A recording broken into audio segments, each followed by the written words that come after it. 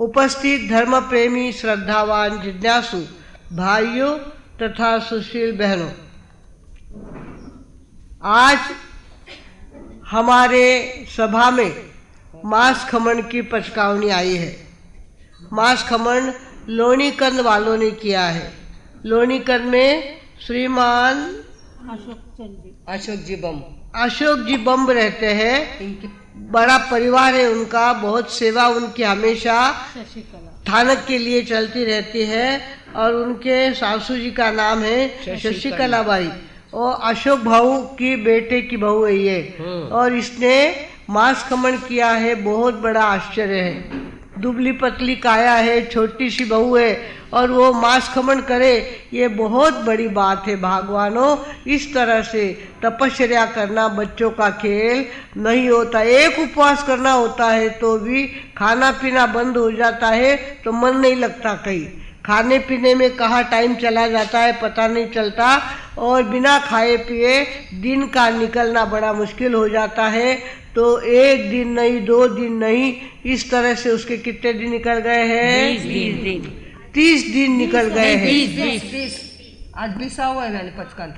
अच्छा, 20 दिन निकले। 19 दिन निकल गए, आज 20वें के 55 लेंगे। हाँ जी, आज 20 दिन निकल गए हैं इनके, मतलब 20।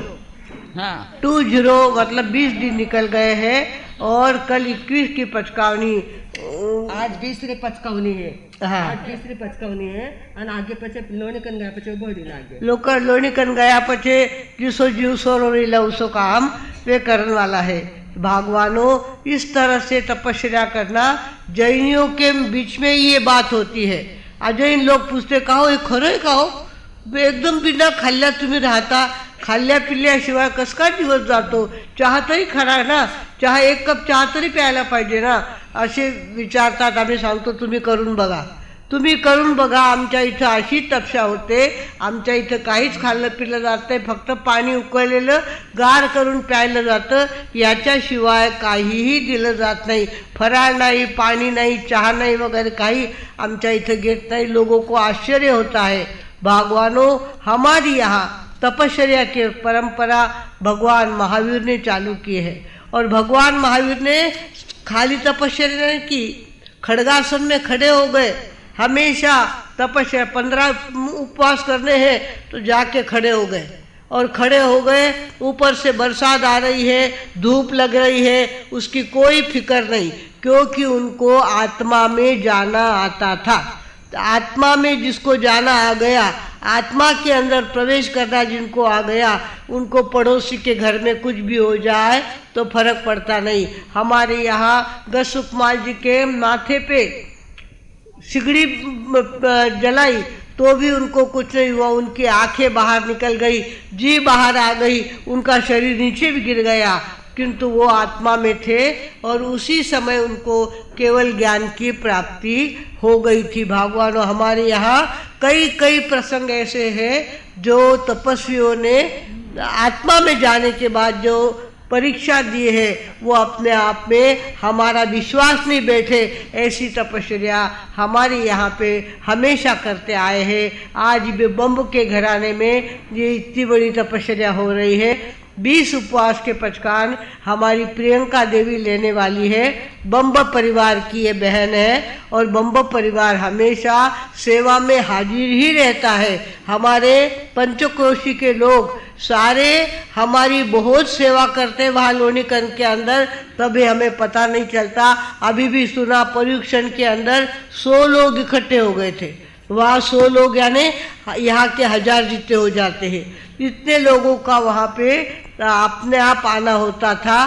श्रद्धा और भक्ति के साथ आते हैं, तन मन और धन तीनों लगाते हैं और अपना जोर लगा करके आए हुए प्रसंग को सजाते हैं। ऐसे हमारे लोणीकंद वाले लोग, हमको तो पता भी नहीं था कि वहाँ इतने लोग रहते हैं, इतने लोग आएंगे, कुछ भी पता नहीं था। पर लोणीकंद वालों ने हमेशा इस बात को संभाला है। एक एक घर का अगर हम परिचय देना चाहें तो 1 घंटा निकल जाएगा। ऐसा परिचय एक एक परिवार का है।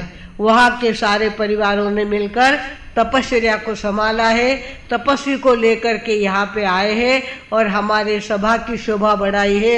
इसके लिए बम्ब परिवार को और पंचक्रोशी में रहने वाले सभी लोगों को हमारे समस्त साध्वी मंडल की तरफ से तथा हमारे वर्धमान श्री संघ की तरफ से हम बार बार धन्यवाद देते हैं। ऐसी तपस्या लोणीकरण में हुई जो शायद हमारे यहाँ भी अभी तक मास खमन नहीं हुआ है। हमारे यहाँ पर भी 21 के पचकार नहीं हुए हैं और जो वहाँ पे हो गए, ये अपने आप में एक आश्चर्य है, बहुत बड़ी बात है भगवानों। इस तरह से आज हमारे बीच में तपस्वी सुशोभित हो रहे हैं। तपस्वी को लेकर के सारे लोग यहाँ पे आए हैं और हमारे संघ ने भी उनका स्वागत करने का सोच लिया है। उनको क्यों नहीं तिसरं गुण लेऊ ना वाणीर तिसरं गुण हाँ ले कितना बजे है, कितने बजे से चलाओ नो रवि जितू 11 वाजता समय कोई बंधन नहीं है, पण 10 पहला पूरा करनो। यहाँ हमारे यहाँ पे अभी सेमिनार चल रहा है। सेमिनार चल रहा है, विविध प्रकार के लोग यहाँ पे आते हैं और प्राकृत भाषा का क्या फायदा होता है, प्राकृत भाषा सीखना कितना जरूरी है, आदि सारी बातों पे चर्चा करते हैं। और जैन धर्म कितना वैज्ञानिक है, आज के वैज्ञानिक लोग भी जैन धर्म को साबित करते हैं कि सचमुच में जैन धर्म में जो बताया है वही बात सही है। आकाशास्तिकार जीव अजीव पुण्य पाप संवर निर्जरा बंध और मोक्ष सारी बातें जो हमारी यहाँ बताई गई है वो 100 आना सच है, ऐसा वैज्ञानिक लोग कहते हैं। और इस बात की कल काफ़ी चर्चा हुई है और आज भी होने वाली है। आज शाम तक हमारा सेमिनार चलने वाला है। भगवानों, हम लोगों ने विषय लिया था हम कैसे बोले, हम कैसे बोले, जिसके अंदर हमने देखा हमारा पहला गुण कौन सा, कार्यपुरीतम। कामापुरतं बोला, जास्त बोलू, पालधारी बोलू नका, लांबण लावून बोलू नका, जितकं जमेल तेवढं थोडक्यात आवरून घ्या। इस तरह से हम क्या करते हैं, कोई सामने आ गया, कई कटने आया, इतो कहो कि लगे इतो चालू करा, आजकल मारो माथो ज घणो दुखेन, उन डॉक्टर ने बतायो, पण મને કઈ ગુના विचार करे कि नहीं छेड़े असतं तर बरं व्या असते ने इरी रामायण सुनने आपला कटे टाइम इतो आपे कटे पूछो कटने आया, इतो पूछो उरो इतो उत्तर देवन लागा कि कंटाळा आ जावे जितने उत्तर देवे। भगवानों, इस तरह से नहीं, हमारे वाणी का सौंदर्य किसमें है, कामापुरतं बोला, जास्त बोलू ना, कटने आया अटने आया, बस इतकं करू जबाब, एवढं ज्यादा जबाब देऊन जी गरज होती। काही थानो माथो दुखे कोई पूछतो होतो कि थे डॉक्टर बदलाया थानो कोई पूछो कहीं, पण पालने लगाओता बेटा थे। इस तरह से हमको ज़्यादा बोलने की बहुत आदत पड़ गई है। तो हमारी वाणी का गुण कहता है कार्यपुरीतम, कामापुरतंच बोला, जास्त बोलू नका।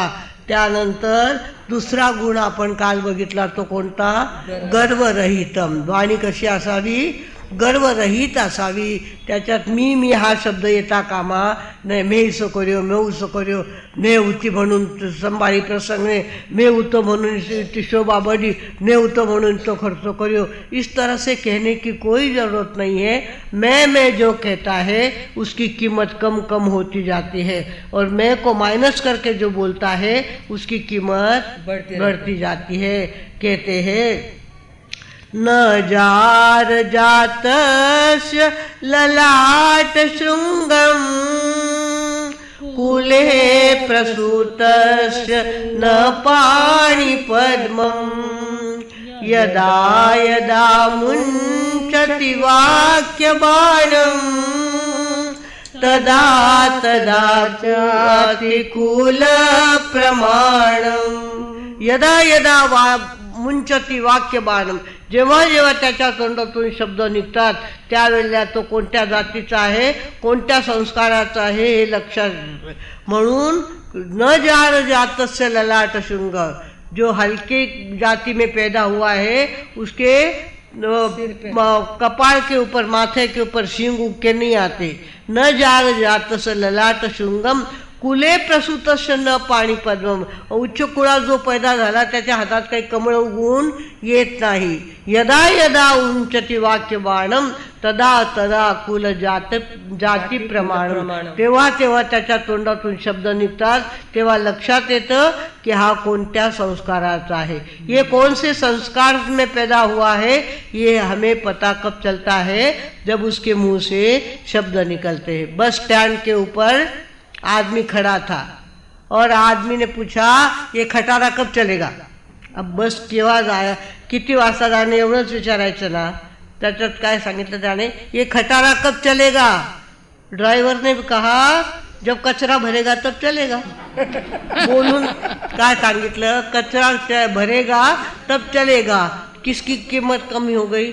बोलून आपण घालवलं, बोल के हमने सामने वाले को बोलने को प्रेरित कर दिया. भागवानों हमें चाहिए हमारी वाणी कैसी चाहिए, उच्च कोटि की वाणी चाहिए. कैसी वाणी चाहिए, उच्च कोटि की वाणी चाहिए. हमको हल्के शब्दों का प्रयोग नहीं करना चाहिए. हल्के शब्दों का प्रयोग करता, खटारा कहने, बस को खटारा कह दिया यानी बहुत बड़ा हो गया क्या वो. उसने क्या अपने आप को कचरा बना दिया ना उसने. नुकसान किसका हुआ, उसका ही नुकसान हुआ. तो हमको ऊंचे शब्दों का प्रयोग करना चाहिए. भागवानों हमारे राजस्थान के अंदर रिक्शा वाले और टांगे वाले भी लड़ते हैं, पर लड़ते समय तू मैं नहीं करते. मालूम है सा आप किसा हो सा, क्या बोलेंगे, मालूम है सा आप किसा हो सा लगाएंगे और फिर बात करेंगे. लड़ते लड़ते भी मालूम है सा इस तरह से कहेंगे. और हम तो अपनी सगी सासू को भी रेकारा तुकारा देने में आगे पीछे नहीं देखते. घर के बड़े लोगों को रेकारा तुकारा देने में अपने आप को बड़ा समझते हैं. भागवानों हमारे वाणी का तीसरा गुण कहता है अतुच्छम. वाणी कैसी चाहिए, तुच्छ वाणी नहीं चाहिए. कैसी चाहिए, उच्च वाणी चाहिए. अरे अरे ऊंचो बन तू जैसो है हिमालयो. अरे अरे ऊंचो बन तू जैसो है हिमालयो. गेरो बन जैसो है दरिया, थारी है अमोलक जिंदगी. गेरो बन जैसो है दरिया, थारी है अमोलक जिंदगी. हमारे सामने ये हमारे दांत है, दांत एकदम लकड़े जैसे कड़क है तो वो जल्दी गिरते हैं, जल्दी दुखने लगते हैं, जल्दी हिलने लगते हैं. और वही हमारी जबान नरम है तो उसको कोई उखाड़ता है क्या, उखाड़ के फेंकता है क्या, नहीं. जीभ उखाड़ने के लिए डॉक्टर के पास जाने की जरूरत नहीं होती है. दांत निकालने के लिए डॉक्टर के पास जाना पड़ता है क्योंकि वो कड़क है.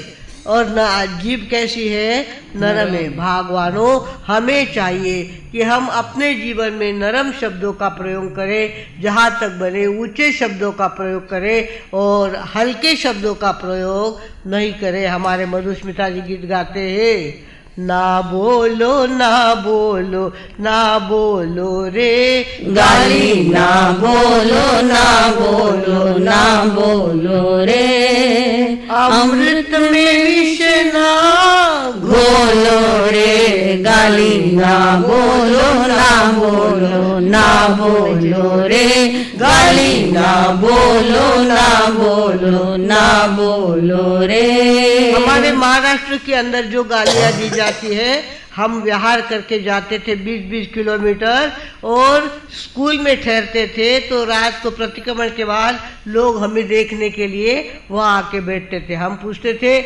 हमारे आपके यहाँ गालियाँ दी जाती क्या. हाँ गालियाँ दी जाती. बोलो कौन सी गालियाँ दी जाती. उनकी गालियाँ इतनी माइल्ड होती थी. हमने कहा हमारे कंपैरिजन में हमारा महाराष्ट्र सबसे आगे है.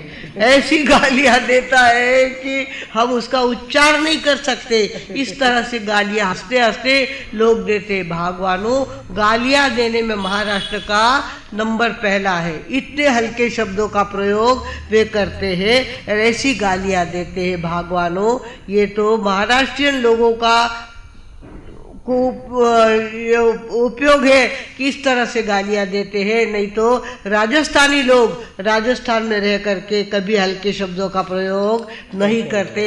हमको तो संगत की यहाँ रंगत लगी है और हम हल्के शब्दों का प्रयोग करके गालियां देते हैं। भगवानों, आज के वाणी का तीसरा गुण हमें कहने आया है। वाणी कैसी चाहिए?